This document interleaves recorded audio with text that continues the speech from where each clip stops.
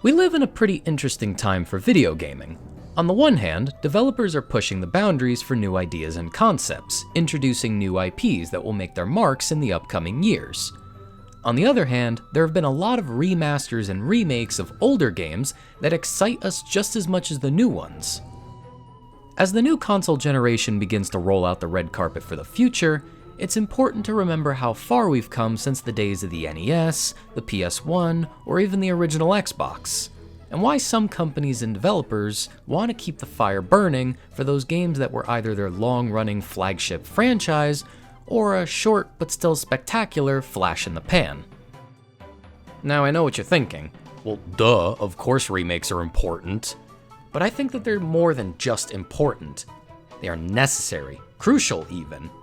I've been pondering many reasons for why I feel so connected to the idea of remakes lately, and I've come up with one word to describe my feelings towards them. That word is legacy, and I will explain myself as the video goes on.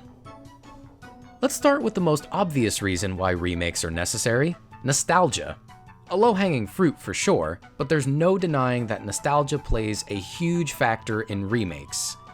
Crash Bandicoot was such a big part of a lot of people's gaming careers. Young, old, experienced, newbie, it didn't matter. A lot of people got to play Crash in his heyday. And now we have the newest entry in the franchise, and I couldn't think of a better title than It's About Time, because the series was on a very sharp decline for several years before almost completely disappearing. The Insane trilogy demonstrated that a one-to-one remake of the first 3 Crash games was exactly what people wanted, and Activision and Vicarious Visions really delivered. I think this is one of the few times where I get to say Activision did something good. But then I remember that the Spyro Reignited trilogy had only the first game on the disc, and the other 2 games had to essentially be downloaded as DLC, and I immediately strip away that gold star and make Activision sit in the corner with a dunce cap on. I'll get back to you later. Remakes also serve another purpose: introducing people to a series they didn't have a chance to pick up on. For me, that game is Medieval. I never got the chance to play the original growing up, and now, thanks to Other Ocean Emeryville and Sony Interactive Entertainment, I get to properly play it and enjoy a game that's technically old, but new in so many ways for me. It has begged the question though, what games are deserving of a remake? Crash got one, Spyro got one, Medieval got one, Shadow of the Colossus got one, Yakuza got 2, even SpongeBob got a remake. Who else is worthy? I say, any game that had a strong resonance with people who played them back in the day. If someone genuinely and fondly remembers a game, it's deserving of a remake. There are plenty of games well deserving of remake status. Just to name one off the top of my head, Toy Story 2: Buzz Lightyear to the Rescue. This game has no right to be as good as it is. The music, the levels, the amazing control, the fun, the charm, the whimsy, and all this from a Disney licensed game. Licensed games are regarded as poison to video games. And yet on consoles like Super Nintendo and PlayStation, they were good. Damn good, in fact. Do all of these games deserve remakes? All I'll say is that it wouldn't be a bad idea. If it's one thing that Kingdom Hearts 3 did really well, it's make these worlds look absolutely gorgeous and game-worthy. But honestly, you know what's just as good as a one-to-one remake? A remake that tries its own thing. Let's use the Resident Evil series as an example. Resident Evil 1 on the PlayStation 1 was and still is a classic. It defines survival horror games for many years to come, bringing us many different takes on the genre. Silent Hill, Parasite Eve, Dino Crisis, even D2 and Clock Tower, the spirit of Resident Evil lived on through these games, and they are damn good in their own ways. Now, fast forward to 2002, and we get a glimpse of a new Resident Evil game, but it's not 4, not yet. Instead, we get a remake of the first game. Well, if it's a remake, then it's not really new, I hear you say.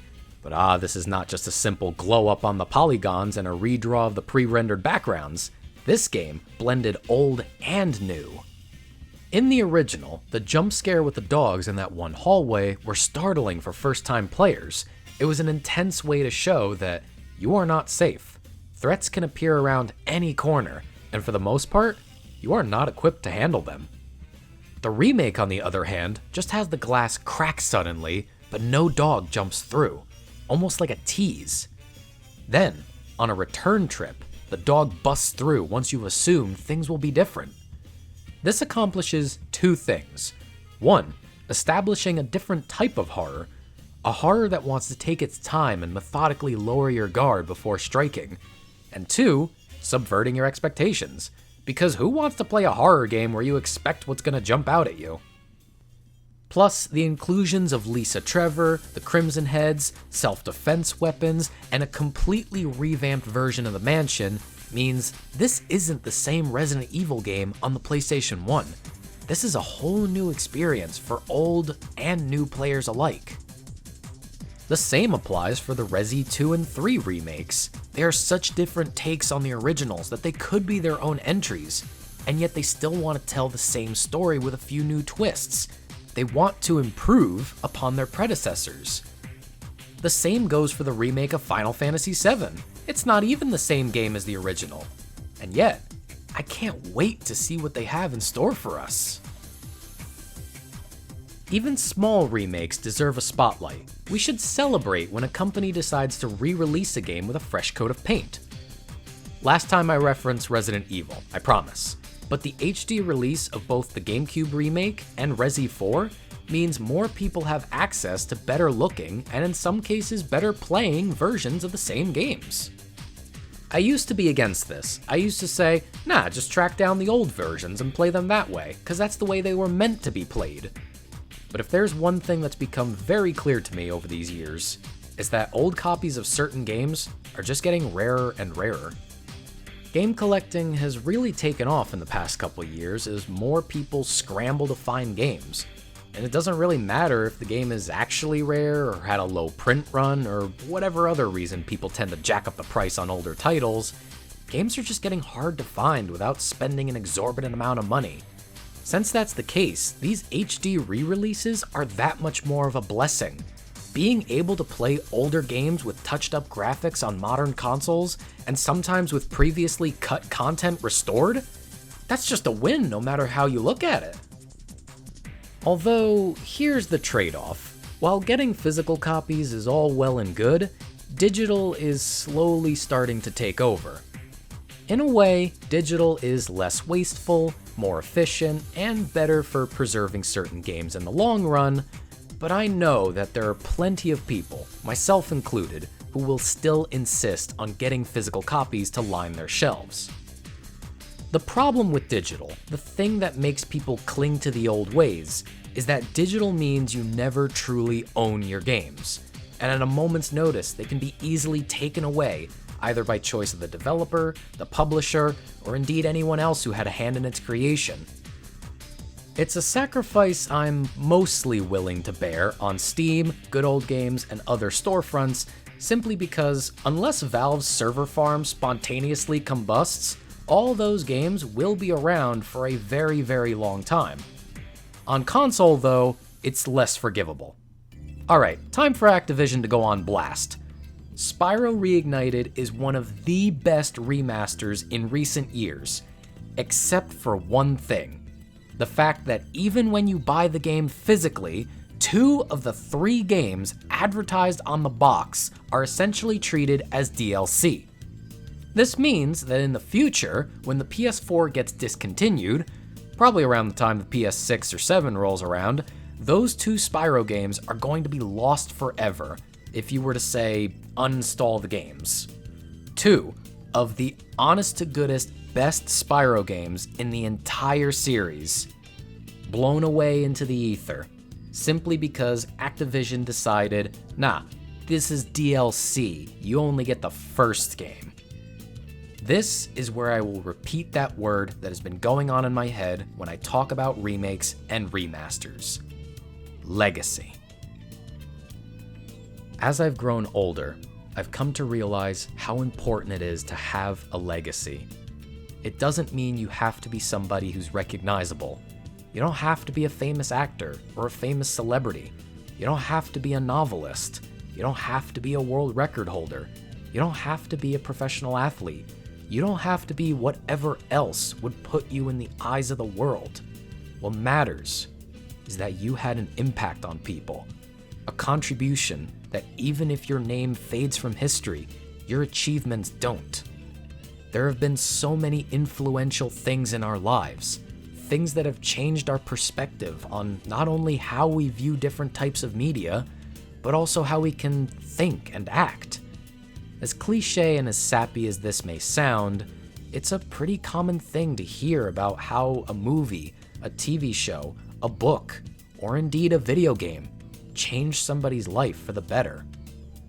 And this is why remakes and remasters are not just important, but absolutely necessary.